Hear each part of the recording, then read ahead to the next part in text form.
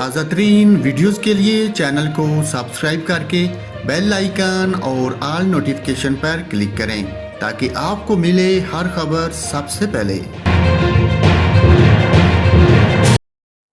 اور ناظرین آپ کو بتائیں، بھارتی محکمہ موسمیات نے سائیکلون الرٹ جاری کر دیا۔ یہ الرٹ شمالی آندھرا پردیش اور اڑیسہ کے جنوبی ساحل کے لیے جاری کیا گیا ہے۔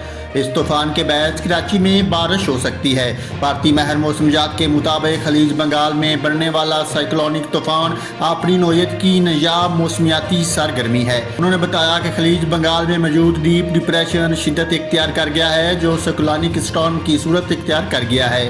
عام طور پر ستمبر میں بحیرہ عرب اور خلیج بنگال میں سائیکلون نہیں بنتے، اکتوبر اور نومبر میں سائیکلون بنتے ہیں۔ بھارتی ماہر موسمیات نے بتایا ہے کہ دوپہر تک یہ سائیکلون بن سکتا ہے، لیکن زیادہ شدت اختیار نہیں کرے گا۔ ان کا مزید کہنا ہے کہ یہ طوفان وسطی بھارت اور گجرات پار کرنے کے بعد جنوب پاکستان اور کراچی میں بارشوں کا باعث بن سکتا ہے۔